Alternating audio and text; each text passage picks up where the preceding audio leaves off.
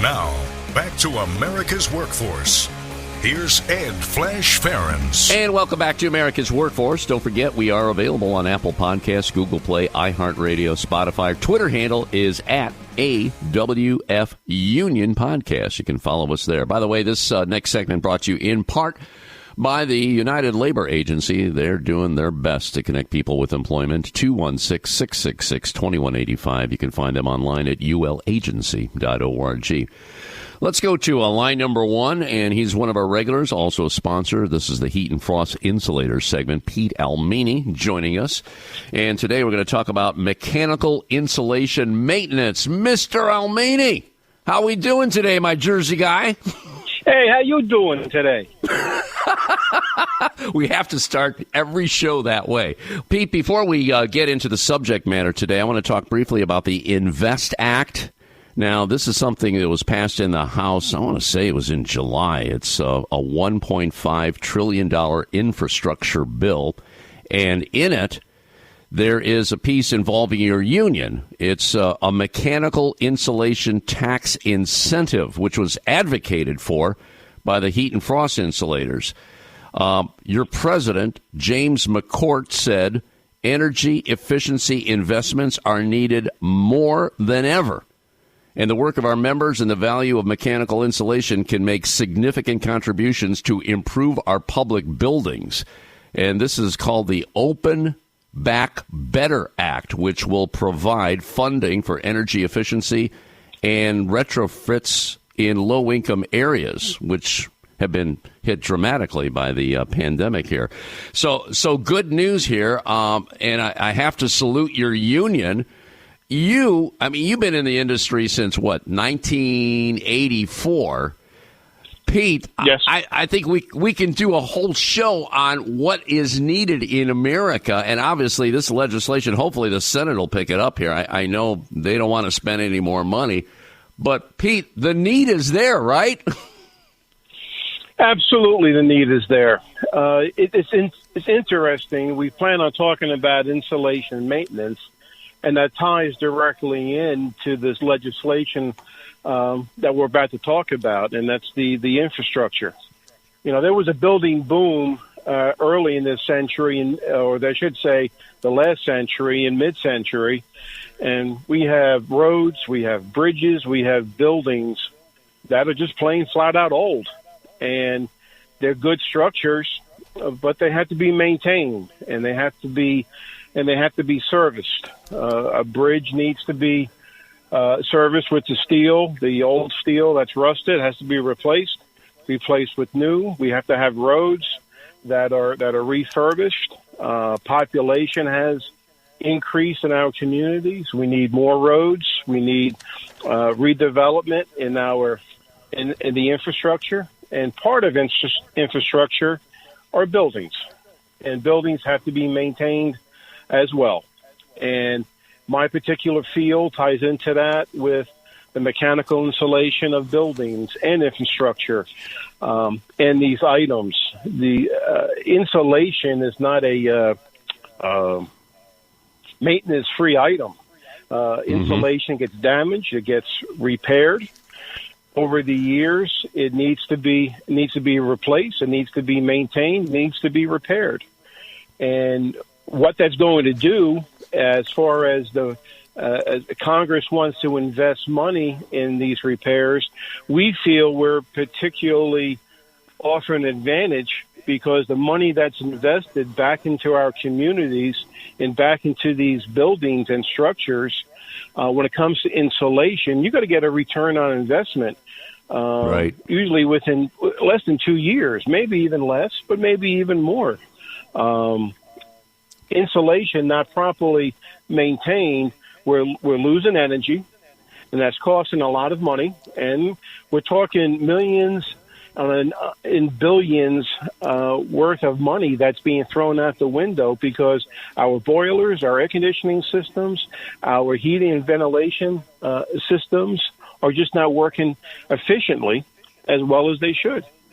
And not only will we be saving energy, we'll be saving money, we're also saving the environment because those units are going to be using less energy, and less energy use means there's going to be less pollution.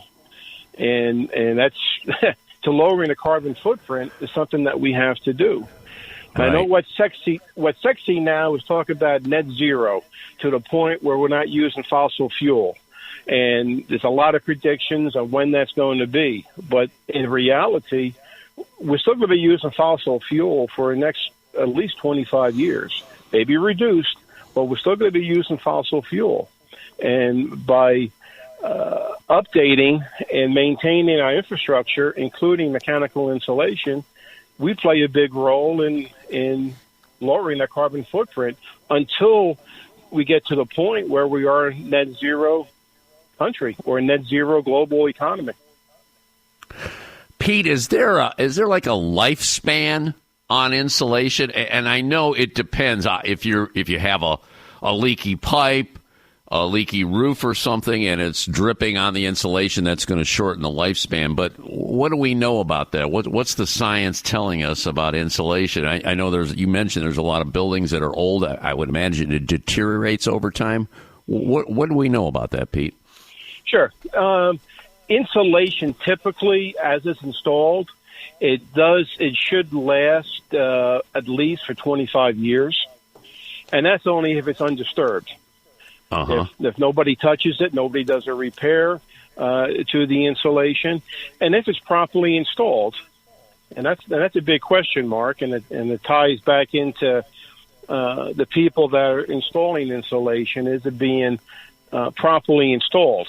And you have to be trained, highly trained, to be able to do that. When repairs are made to the mechanical system, the insulation is taken off. And usually it's not properly put back on again. So what's going to shorten the lifespan of proper mechanical insulation is physical abuse, whether it is taken off and not putting back on again. If it was not put on properly, it is going to fall off. If it's going to be outside, the weather will have a big part of it. And something that most people don't realize, most insulations have installed in it, or it has to be put on additionally, is called a vapor barrier or a vapor retarder. And what that does, that prevents moisture from going into the insulation. If moisture enters the insulation, it goes onto the pipe or on the mechanical system, you're going to have corrosion and rust. And that leads to it shortens the lifespan of the equipment that's operating these systems. And that runs into a cost. Those systems have to be replaced and they have to be maintained. If a pipe is going to burst because of rust, well, obviously you have to change the pipe and take the insulation off. But if it was properly maintained, that pipe probably wouldn't have rusted. And it's a lot cheaper to replace the insulation than it is to replace a pipe, a valve, a boiler, an air conditioning unit, a condenser. You know, when you start adding all these little things up, it adds up to be big money. And what we got to do is maintain our infrastructure, maintain our buildings, and part of that is be able to maintain mechanical insulation. And I'm reading here, Pete, that a number of studies, several of them, have shown that on the average, buildings have 30% insulation either missing or damaged. I mean, that's a chunk here. I mean, we're probably talking not even billions of dollars of work, but probably into the trillions of dollars of work, don't you think? Absolutely. Yes. Because, and this is the reason why I want to talk about it, nobody thinks about maintaining the insulation. You know, if the roof leaks, you have to fix the roof. If the pipe leaks, you have to fix the pipe. If you turn on your switch in that room and the lights don't go on, you got to get something fixed.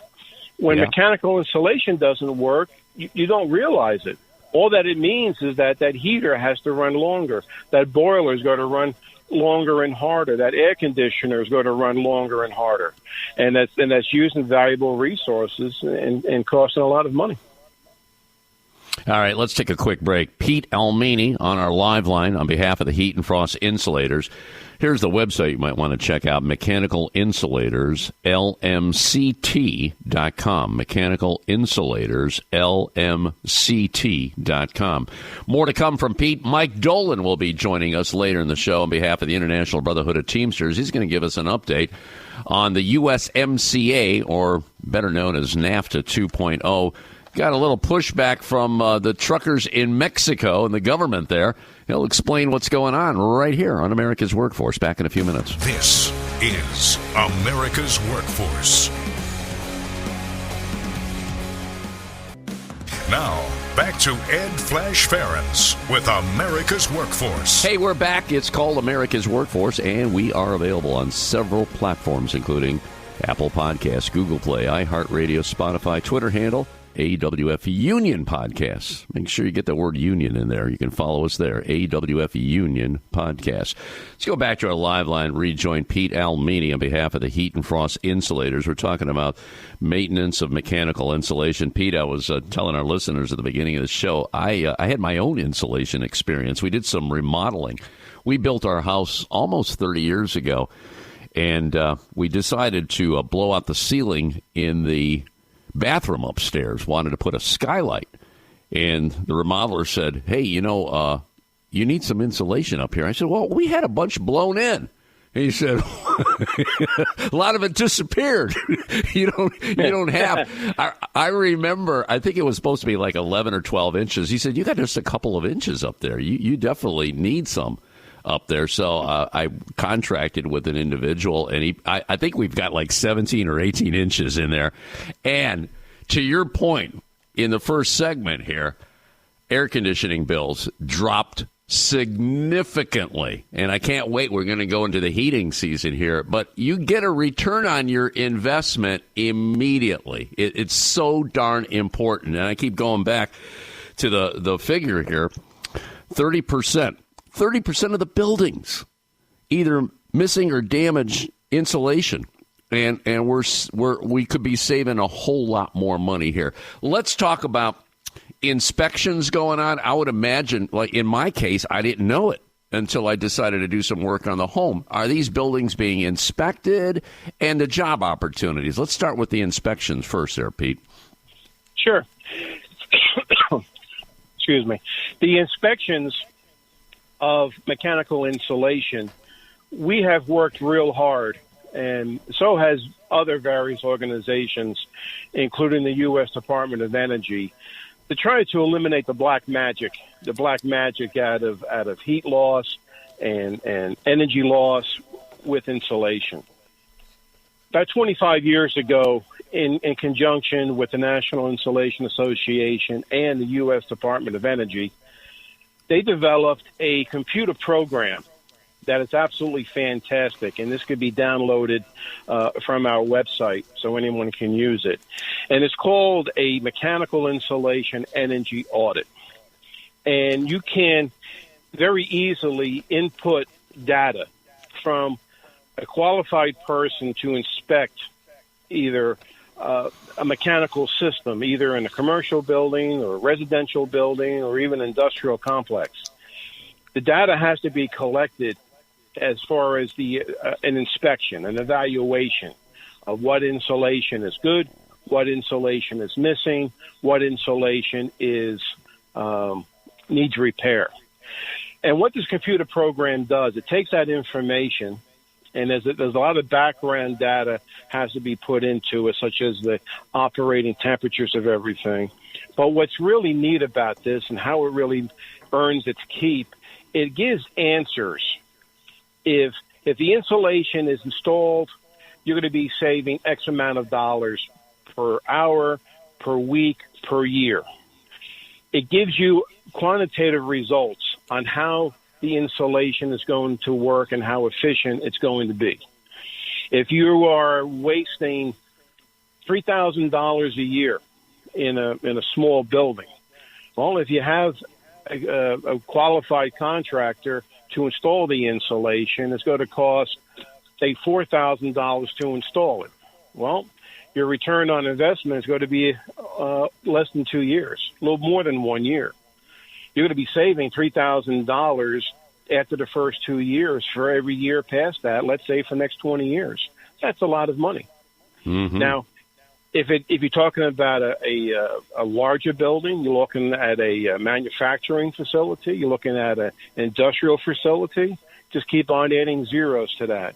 You're going to be saving tens of thousands, hundreds of thousands, millions of dollars each year just by having your insulation properly maintained. To have it maintained, well, it has to be inspected. And sure, there's a lot of people out there are inspecting buildings, and there are energy audits that do a great job of looking at the insulation, for example, around the windows or in the walls or in the ceilings, and they call that a building envelope energy audit. But very few of them are specifically trained to look at the mechanical systems. Our international union and our locals all around the country, we train our people to do a mechanical insulation energy audit. And I like to say our contractors as well, our signatory contractors, are trained as well to be able to go into a facility, do an energy audit, produce with documentation with results of someone's existing insulation. We can back it up with pictures. We can back it up with thermal photography, which is really great because it shows in one picture the hot spots in your mechanical system that you're losing money on. Mm-hmm. So everything is equated down to real data, real research, to be able to take the black magic out of this and present it to an owner, to a committee, to a board of trustees, to try to convince them it's an investment. It's an investment to be able to save money, save the environment, and also save and conserve energy and operating costs. Now, with that, the real sweet deal about this, if we're able to get the word out, and it's going to be a win-win situation for everybody, where you make a small investment, you get a return on investment, you're going to be making money. Now we have to hire more people to be able to do this. Now we're getting more people hired in from our communities. You talk about infrastructure in our inner cities. Usually the inner cities are the oldest part of our communities. The inner cities is where we need employment the most. So it's a win-win-win situation for everybody. The hardest thing to be able to do is get the word out that this is a needed application. This is a needed technology that we have to be able to instill. And this is why we put so much time and effort in Congress and lobbying for our lawmakers to be able to realize this. And whether Democrat or Republican, it doesn't matter. This is something that's needed for our communities and our country. It's going to save the environment. It's going to save energy. It's going to create jobs. Something that's a win all across the board. And it's all we got to do is be able to use the technology that we have right now. You got it. Save money and create jobs. You got my attention there. Boy, you think about the housing stock. I mean, many of the cities, to your point, were constructing homes back in the 1920s. You know, you had a lot of immigration happening, coming over from Ellis Island from the 20s to the 40s, and then you had the war, and then you had the boom in the 50s. Think about all those homes and buildings that need attention right now. Makes a whole lot of sense. We're going to leave it on that note. Pete Ielmini, you take care. The national website, by the way, insulators.org, and mechanical insulators, LMCT.com, if you want to get some more information. Good information there. You take care. Be safe. Enjoy your Labor Day, and we'll talk in September, my friend, okay? Thank you, Flash. Thank you again.